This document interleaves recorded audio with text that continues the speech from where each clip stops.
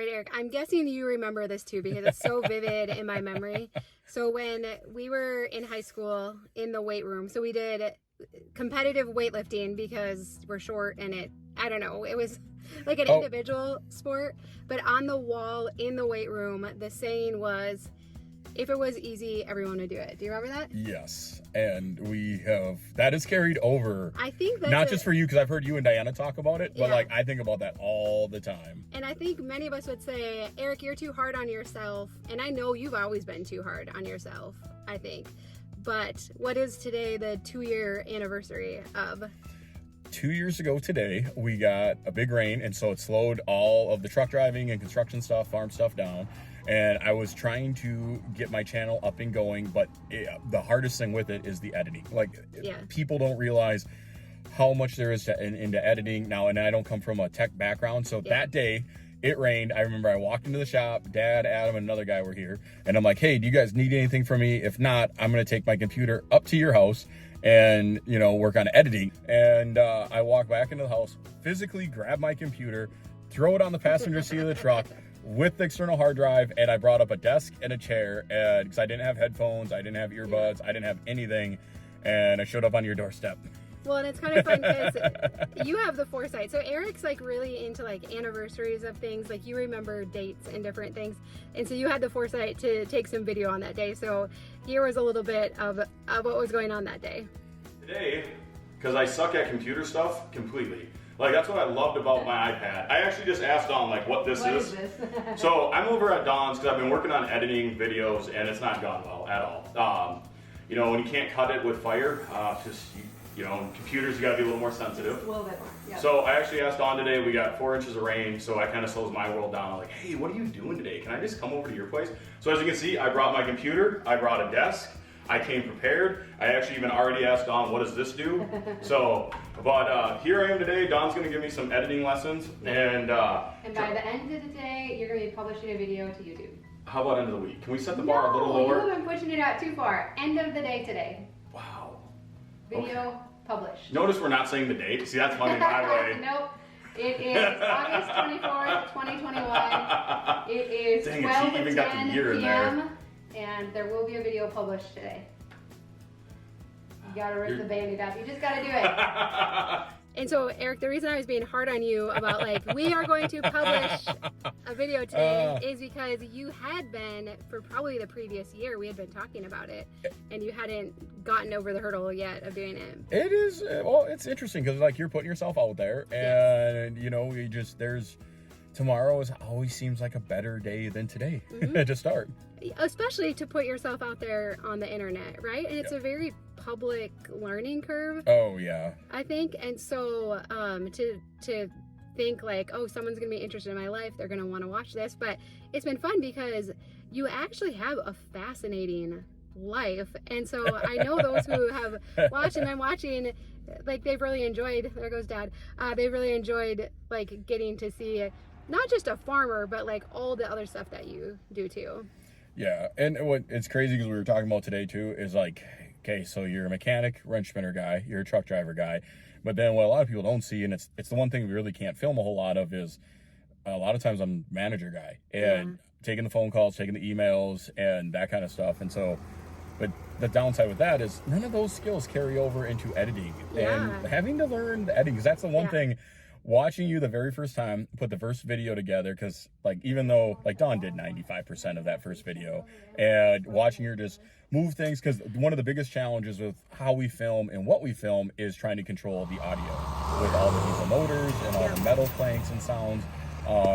That's probably the biggest challenge. And then I'm watching her just make it look so easy and whip it out in 10 minutes, 15 minutes. But what was cool was you did get a video out that day. So you can put some clips in here too. It was the auger video. And I do think that video, we had some audio things we were trying to work around. But another thing that came out pretty early on too was figuring out how to portray your relationship with Dad. Because anyone who can imagine putting their especially men, your father-son relationship, it's others can't always understand it, right? So how has that gone now that you've had kind of 2 years to kind of work that out? He does know that's the upper auger, right? Is it? Yeah. know why that looked good? It's in the wrong spot. I was gonna mention that. I just made that comment to Adam. That's the upper auger. Yeah, magic in editing. No. Well, Tom and I talk about that too, but yeah. It's interesting because it's also like, me and Dad, like there's, we you know us, we have a different relationship. Do you feel like if we gave him pointers, like he'd take it the wrong way and be mad like an old man is? And it's never been the yell, scream, throw things. I mean, don't get me wrong, tempers can get up there at times, but then, and then the other dynamic is, Dad had a job for 40 hours a week. And so a lot of times, through my 20s and everything, I was here working by myself, and then Dad retires, and then all of a sudden we're trying to put this YouTube channel together. Yeah. He's around a lot more, and like Dad was never not in the company, but it was just a lot of that just all of a sudden is snowballing together. And I think there's one video that we talked about it where it's like we're father son, we're business owners, and then there's just these like three different aspects, and then some days there's coworkers, so trying to just realize there's different steps. My dad had ankle surgery a year ago, had knee surgery 18 months ago, and you can tell when he gets later in the day that he's moving slower and slower, and you could tell that day it was a rough one on him. And so I pull a planter in front of the shop, and I look at my dad, I'm like, if you want to go up, you can, I don't blame you, I'll fix this. And he looks at me and goes, nope, I'll help you. And I'm like, all right. And I got to back up. Me and my dad have a weird dynamic. And I think it really carries over to a lot of small family-owned businesses, especially like father-sons. On one hand, me and my dad are father and son. On the other hand, we are coworkers, and then we are also business partners. That night, this was one of those times when he looked at me and he's like, no, I'll help you. We were definitely just business partners. Hell or high water, we were in this together.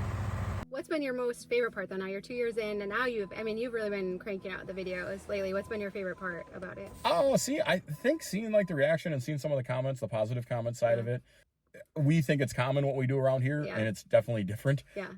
Seeing people's reactions to some of that stuff, like bringing the farm world to suburbanites. Yeah, no, I think it's super fun to see all the, like, especially the unique stuff that you do. And I think all of us who watch your videos would say, like, hey, don't get down on yourself. Like, because sometimes you're like, well, I'm just a dumb farmer, I'm just this. And we're like, no way, man. Like, what you're doing takes foresight and like so much creativity. And I think that's something we've learned from Dad is, like, whenever a problem came up, to him it was almost like a puzzle to solve. Did you ever feel that? Like, oh, absolutely. Like, ooh, yes. Like, I just remember being in the road grader, and he was plowing snow, and we got stuck down below the hill, and like he had to use the blade to like finagle his way out, and it took a little bit. And we were driving back up the hill, and he was like, "You thought I was gonna be stuck, didn't you?" And I'm like, "Actually, Dad, I didn't, because I have seen it like time and time again. Like, it's like the wheels just start spinning." And so I think, farmers, obviously people in your position, like, you're super good problem solvers and really creative. It just looks different, No, and it definitely, it carries over. But that's why you see, people with an ag background go into other industries and do really well. Actually, isn't it funny on our gravel road, like, all the kids we grew up with, very few have any ties to the ag. They still come back to their mom and dad's farm, but, I mean, most of them are in the medical facility, medical region, it's kind of interesting. So I think those skill sets just carry over. Yeah. So what do you think you'd be doing if you weren't farming and taking over the farm and running the business and everything? What did you think you were going to do growing up? I don't think you thought you were going to be a farmer. No. Okay. Oh God, no. No, actually it's funny because like I went back to my 20-year-old class reunion, and then my high school football coach had a 30-year anniversary, and on both of those parties people were shocked to find out I was back on the farm. Now a lot of things have changed since then, but no, at 18 I wanted to live on either the East Coast or West Coast in a condo and drive a Porsche. Wow, you couldn't be further from that right now. Yep. I always wanted a roof edition 911 all-wheel drive. Okay. Twin turbo. And we're a long ways from that, aren't we? Yeah. But you know what? I think, both, you'll be 40 soon. I obviously just turned 40. And we've had a lot of conversations about, there's like this perspective shift, I think, that happens around 40 where you're like, you know what? I don't want to bust my butt so much as I did before. And I want to take a little time to enjoy life. And I think there's a lot of good with being here, even though it's not quite what you imagined. No, and I'm still here by choice. And the number one thing so like where our farm's at, we're centrally located. I mean, we're 26 miles from downtown Minneapolis, St. Paul. Mm-hmm. So one of the biggest reasons I stayed here, location. The other thing is truthfully, the cost of living here. I mean, like all the properties around us are because there's such a metro influence, crazy expensive. So that's the biggest reason why I ended up staying and living in mom and dad's basement. The other thing ties with it is the last 10 years, you've seen it. Like I kind of end up becoming the watchdog around here, just making sure with all the stuff going on that, mom and dad are always okay. Actually, it's funny because we've talked about some like wills and stuff like that. Yeah. And so it's getting hot. We'll just turn that. No, that's fine. But that's the one thing, like comment I've made to Dawn. I'm like, whatever's there, spend it. Just keep mom and dad living in the farmhouse as long as they can, right? Yep. So. So 2 years into it, are you a little surprised your brother has hung in there this long? Because, I mean, you've seen it. There's been some rough spots. What's unfair, back in September, so 2 years ago today, we started, like, the first, 5 to 8 videos we got out there, right? Okay. And then a couple things tied into this. One, I wasn't as good at editing. Like, that's definitely learned curve. Yeah. Two, that fall that came about, we had a lot of personnel changes, like, starting the middle of September. Basically, we had like 3-4 guys that were around here on a regular basis just tell me they're not going to be around. Yeah. It's also the fall that dad fell in the cornfield and had knee surgery. Right, yeah. It's the year that we had one combine disintegrate itself, and then I buy another combine and we were having problems with it. Yeah. I mean, so like that was like the first gap. Then the next year, we get into like February. Here I am trying to put out videos again. I got into spring when I just couldn't keep everything going. Yeah. And all. So what do you feel like now? We're getting ready to head into fall again. Like you always, like before fall harvest or spring planting, you really have good intentions of like really doing a good job getting to show it and show what you're doing. So do you feel like you got systems in place now and that you're gonna be able to do a good job this fall? Yeah, a lot of it's just experience. That's the one thing with YouTube, with putting this stuff together. Yeah. It's like farming, it's like driving a semi. Yeah. You gotta I can teach you everything on a computer screen, but until you do it, it doesn't carry over, right? There's so many times with running equipment, I tell guys like, hey, it's seat time. And you're gonna make these, mistakes, and the only way you get better is physically doing it. And main thing, way more efficient with the editing, understand it more, and so that's the goal, is to keep going through fall here. And I feel pretty confident we can do that just because the editing's clicking a lot better. So yeah, and so, I mean, I think our encouragement to anyone, whether, what is it 2 years ago you were hoping you were going to get done? And it's like, don't look at the whole project, like just what is one step you could work on today, and then what's another step you could take the next day, because it is intimidating. I think it is, like if you can get over the hurdle, like of putting the first video out or taking the first step, then it does start to get a little bit easier. Oh, absolutely. Yeah. And it doesn't matter. So, because, okay, you know me, we've been self-employed for a long time. And so it didn't matter if it was carpet cleaning. It didn't matter if the first building I was drying. It didn't matter the first mold remediation I was doing. It doesn't matter the first tractor engine you tear into. Yep. Like, you just got to do it, I mean, and you're going to make mistakes. I think the big thing, too, is learn to forgive yourself. When you make a mistake, like, who taught you? Oh. Well, and honestly, I think that's something our dad, like, has shown really well, too. Like, when we were growing up, like, if any of us made mistakes, it wasn't a big deal. It was like, oh, that happens. Oh, okay, well, no, what are we going to do about that, And so I actually really appreciate that about him, too. I think you're right. I think it was other family members that were... they were hard on you, yeah.